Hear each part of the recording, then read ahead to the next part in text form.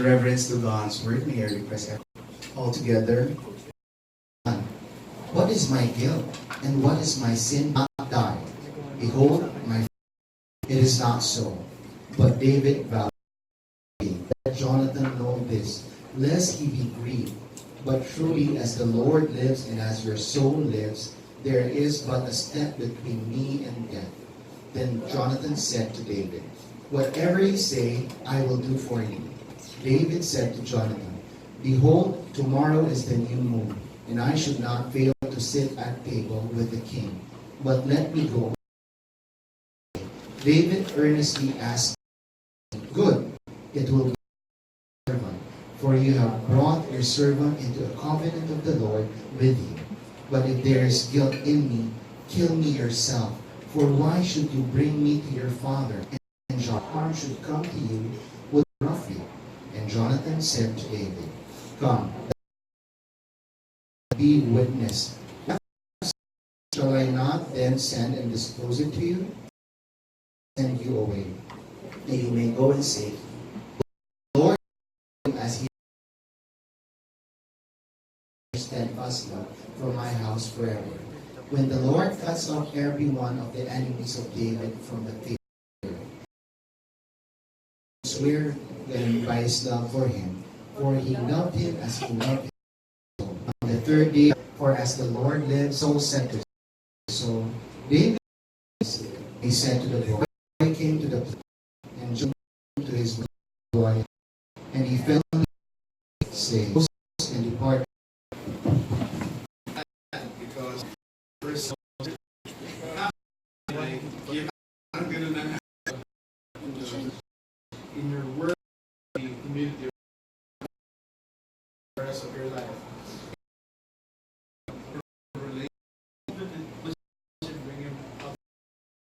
What's going on?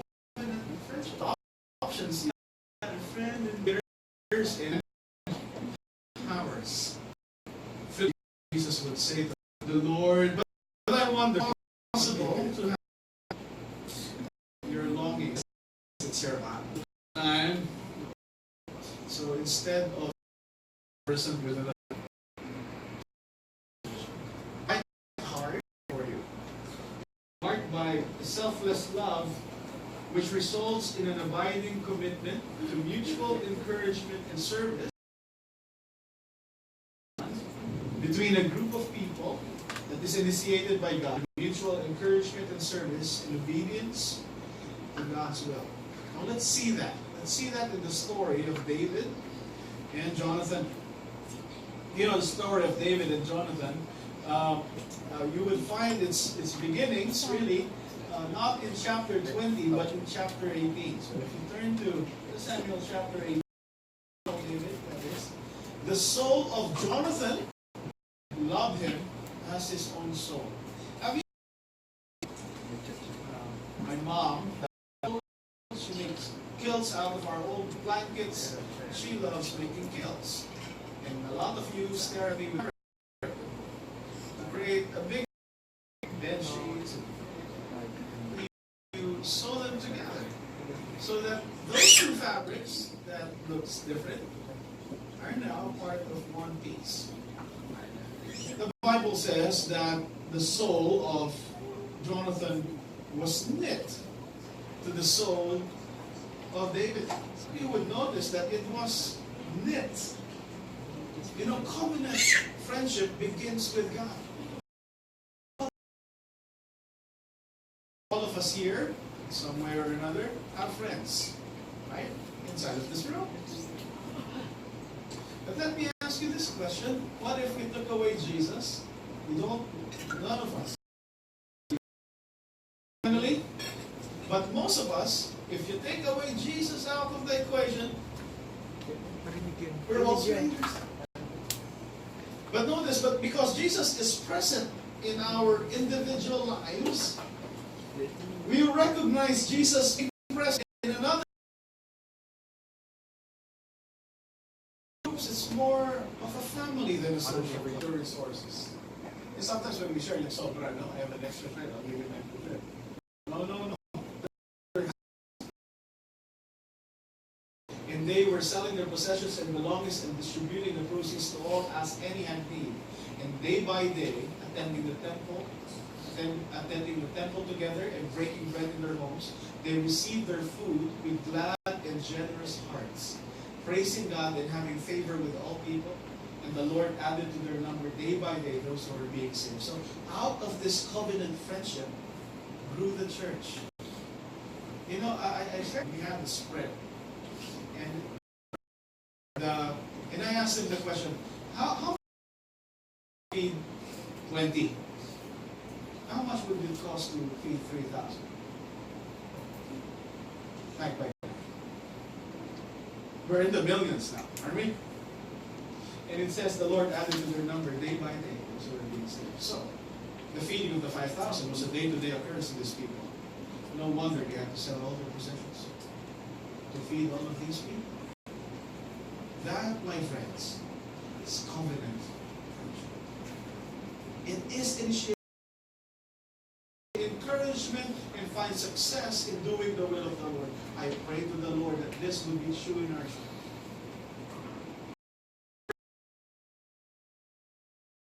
PRV, and PRV would tell you he's a worse introvert in you. People who know me, have lived with us and stayed in our home, know I am severely introvert. This is not normal. After this, my friends know I crash. You can't talk to me on Monday. I'm just not sane. Severely introvert. Well, it's of benefit to have good friends. Specifically if you're like me. Because covenant friendship makes life's hurdles light and manageable. It doesn't take it away, but it makes it light and manageable. Ecclesiastes 4, 9 to 12. Woe to him who is alone when he falls and has not another to lift him up. Again, if two lie together, they keep warm, but how can one keep warm alone? And though a man might prevail against one who is alone, two will withstand him. A threefold cord is not quickly broken. We normally hear this during weddings, right?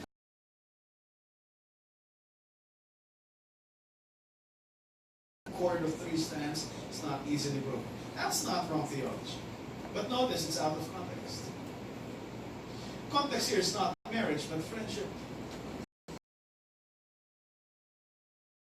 Dad David and his uncle Jonathan.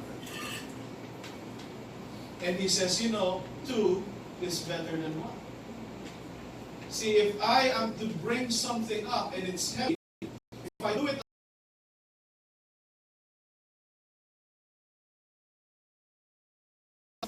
you know what's better than 3? 5, 6, 7, 8, 9. The more friends, the more entries, the more chance of winning. That's the sense of this writing. It is beneficial to us to have multiple godly friends because it makes life's hurdles light and manageable. And notice, remember our lesson last week.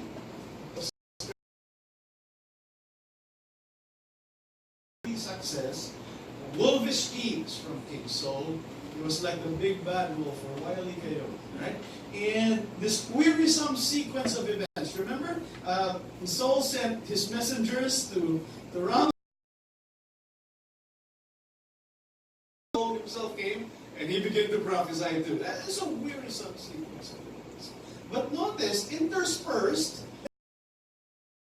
the hurdle of worldly success, Jonathan, while David was going through the wolfish in behalf of David. Remember, we read that last week, where Jonathan said to Saul, look, why are you killing, why are you wanting to kill this guy? Didn't he win the battle for us? Didn't you rejoice at this victory? To say, before that happened, Jonathan was interceding, was coming in behalf of David. And right after all of these things, we find the chapter. You see the brackets in all of these circles? Friendship is what got David through. Covenant friendship makes our hurdles lighter and more manageable.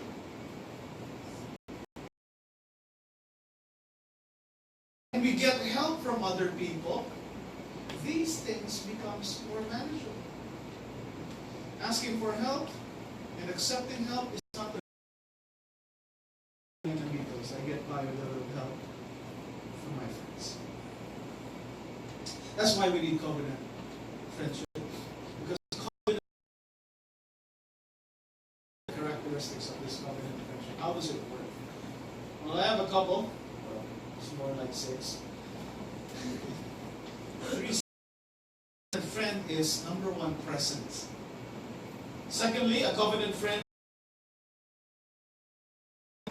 is a fancy word, but we'll get to that later. It's nice to have fancy words.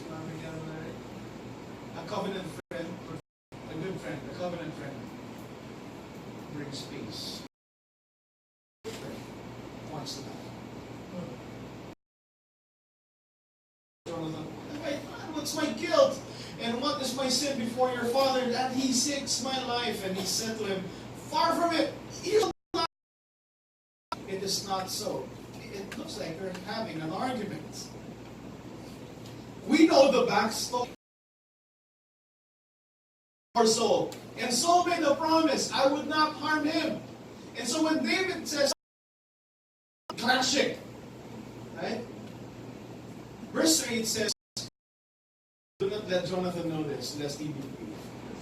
So David is saying, look, man, why in the world would your dad tell you that he's about to murder your best friend? That's what David is trying to say. Me and death. Having gone through what we gone through last week, we really saw that, King Saul is becoming wily coyote and David was the roadrunner. Every step of the way was a pitfall and a trap laid by Saul. Only in good times, not only when everything's going your way, and for a while. And a lot of people were coming alongside of David, but it was Jonathan who stuck with David, even is his presence in his friend's life. Notice what the book of Proverbs says. Proverbs 18 verse 24. A man of many companions may come to ruin. Companions are with you because you're doing something together, right? A friend sticks with you. Though you fall, though you fail. And here's the thing. As the true friends, they stick to us. They are always present. Secondly, a covenant. New moon, and I should not fail to sit at the table with the king. But let me go, that I may hide myself in the field. Me at all, then say, David earnestly asked leave of me to run to Bethlehem city, for there is a yearly sacrifice there. Is determined by him. Therefore, deal kindly with your servant, for you have brought your servant into. Then Jonathan said to him, tomorrow is the new moon, and you will be missed, because you stone heap. And I will shoot 3 arrows to the side of it, as though you take them. Then you are to come, for as the Lord lives, it is safe for you, and there is no danger. You and me forever. Nothing about friends when you're angry at someone and you tell your friend about it. Tendency is your friend gets angrier than you. Are you that kind of friend? Sugurin na natin! Asama! Isn't that the tendency? Sometimes our friendship becomes blunders in our eyes. You accept everything that your friend has to be gospel to. Right?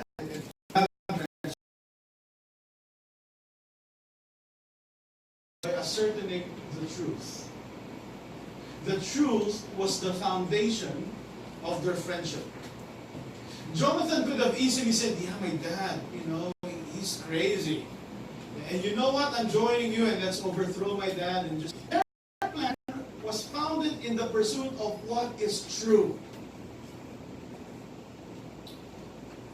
Proverbs 27:6 says, faithful are the wounds of a friend, profuse are the kisses of an enemy. What are we accepting in our lives? A companion or an acquaintance will tell you what you want to hear. Your truest friend is not afraid to wound you. But a wound coming from a friend is like a wound. He have to wound you so that he might spare your life. The truth hurts, but like the doctor's scalpel, and a scalpel in the hand of a steady hand of a doctor, removing the cyst, the cancer, is eating out our soul. The wounds of a friend are always faithful. That's how a friend protects. It guards, it points.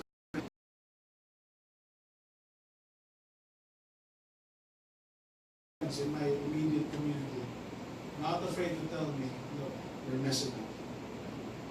I'll give them I'll give you their numbers if you ask me.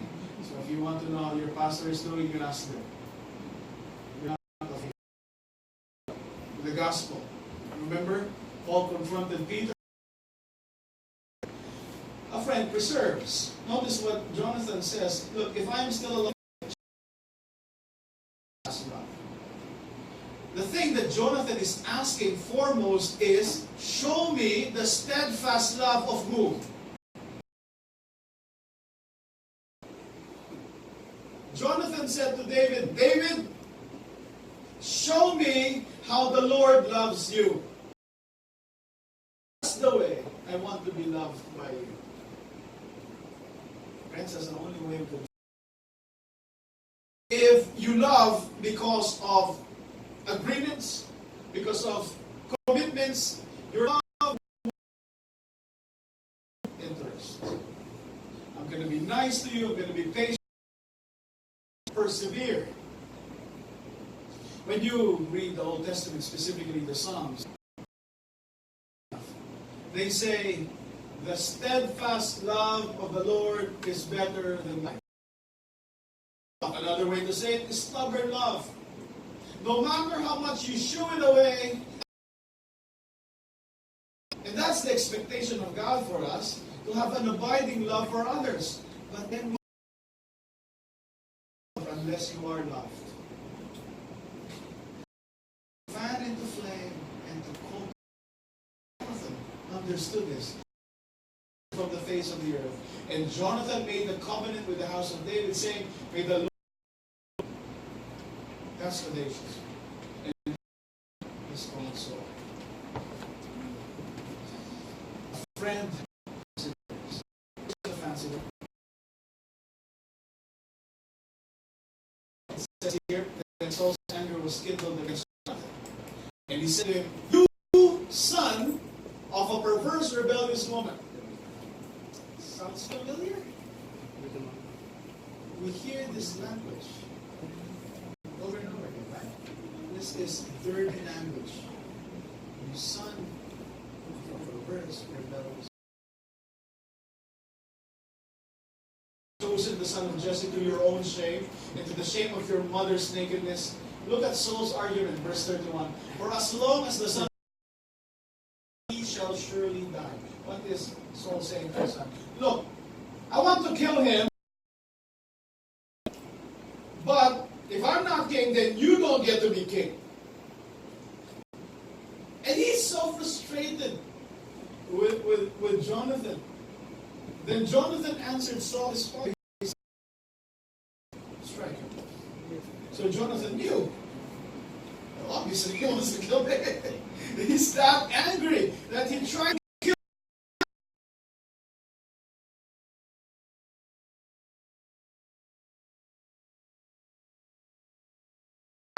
Jonathan rose from the table in fierce anger and ate no food the second day of the month, for he was grieved for David because his father had disgraced him. Remember, when David plays the lyre, for some reason, Saul decides to hurl a spear. He did it 3 times. But every single time, David evades him. Notice that same anger, the same malicious intent, was not only aimed at David, but was aimed at his own son. You know what? That's what propitiation means. It is deflecting something. So the spear, think about Jesus. God, rebellion against His holiness. The Lord has wrath. The Bible is clear about that. In every trace of sin, He has decided to blot from the face. The penalty of our sin, He deflects the anger of God. That's what it is finished means. No more wrath left for you. Poured out, nothing left for you anymore, because it has been poured all on me. To incur danger for the sake of the well-being of His friends.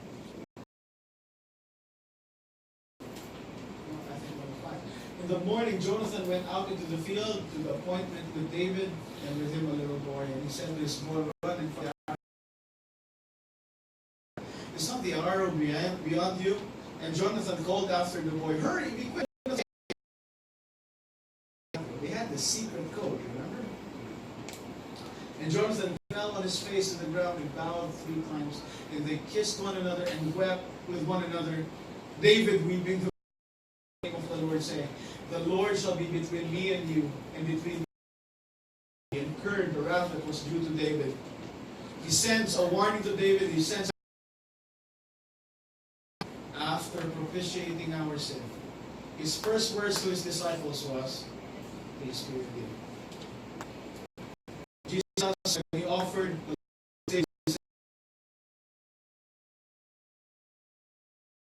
because of the friendship we have with Him, we have peace. A true friend offers peace, not chaos, not more problems, but peace. That's the goal of a friend. Well-being of the spirit. Now, the last characteristic of a friend points to God. Notice that the name of God is mentioned over Yahweh. Over and over again, it's mentioned. 20 verse 3, "But surely as the Lord lives and as your soul lives," there's what is telling you. "Father, to do your harm, the Lord do so to Jonathan." Again, may the Lord be with you. If I am still alive, show me the steadfast love of the Lord. Do not cut your steadfast love. David's enemies. "Behold, I will send the boy, saying, Go find the arrows. If I say to the boy, Look, the arrows are on this side of you, take them. Then you are to come forth to the Lord. As the Lord lives, it is safe. But if I say to the Lord, both of us in the name of the Lord shall be between me and you forever." The word is repeated. It means to sympathize. And what's the Lord? No Lord, no covenant. All of those things that we mentioned, presence, protection, perseverance, propitiation, peace, are impossible unless this friendship points to God. And we found that theme over and over again. Why do we need to point to God? Notice this, because He Himself has stood and propitiated for our sin. He is the one who gives us peace. No God, no covenant friendship. Because God is such a friend. That kind of answers our last question, doesn't it? Where do you find this kind of friendship? Well, let's see what the best friend of our soul says. Jesus says,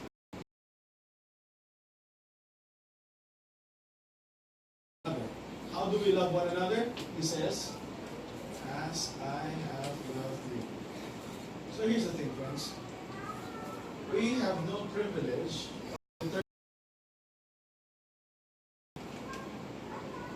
Jesus says, "Love one another my way." Love one another greater love has no one than this, that someone lay down his life for his friends. I love you because there's no greater love than that you lay down your life for your friends. So it worked both ways. Jesus is a faithful friend to us.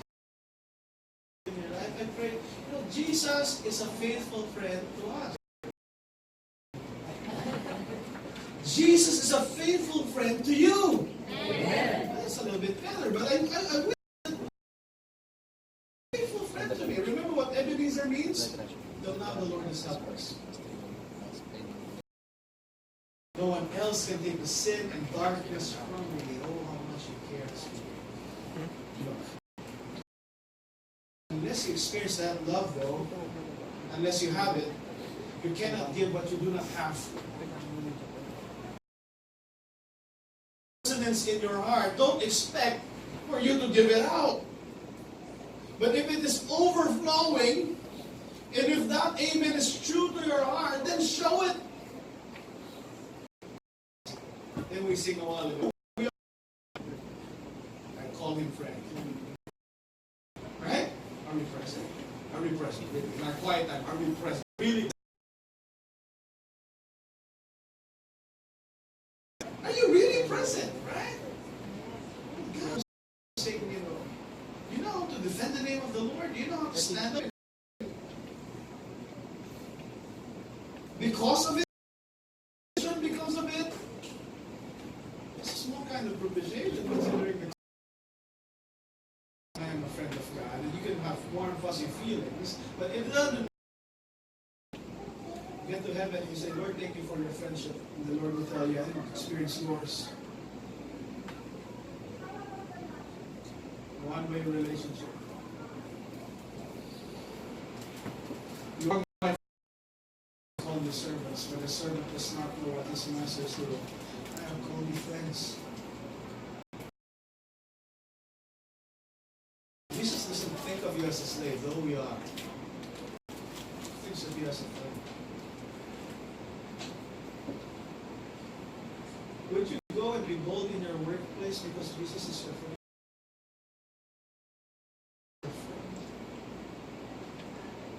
Would you go and have integrity when nobody is? Well, not because you want a good grade, but Jesus is your friend. Singers, won't you sing that song? Bible study leaders, in the days where you cannot open your Bible, only God. I want you to do it.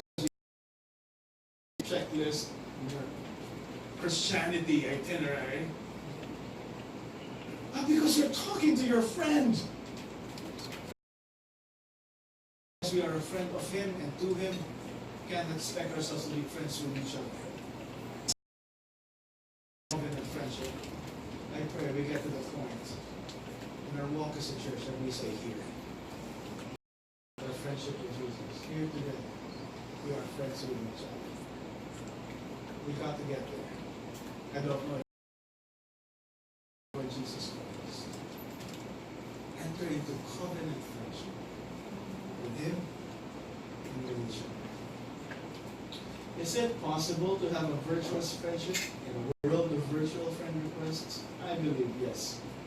If we learn to develop a strong friendship with Jesus, and if we learn to befriend others,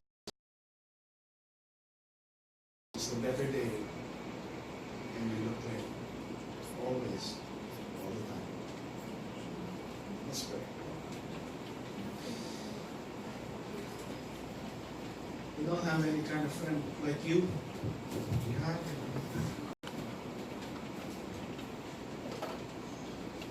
from the very moment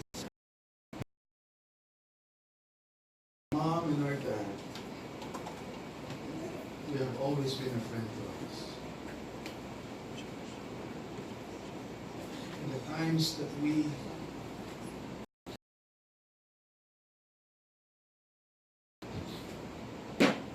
while we were yet sinners, Christ died for us. we cannot ask for a better friend than you. And so we think and ask ourselves the question, are we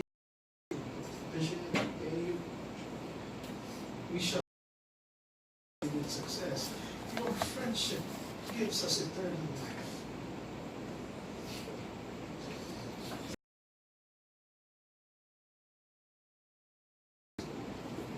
Friend, you and me relationship.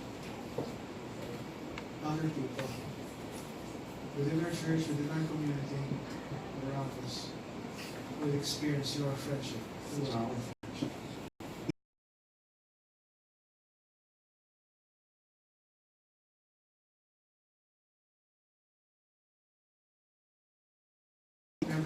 GCF Makati, this is your first time, dear sisters. Welcome home. And we're so privileged and happy that you joined us this morning. And hopefully this is not your last time here. That you will find a spiritual home here in GCF Makati. Please feel at home because you own the place. After the service, there are some people. I saw ice. To linger with us for a little bit. We have to get to know you a little bit better.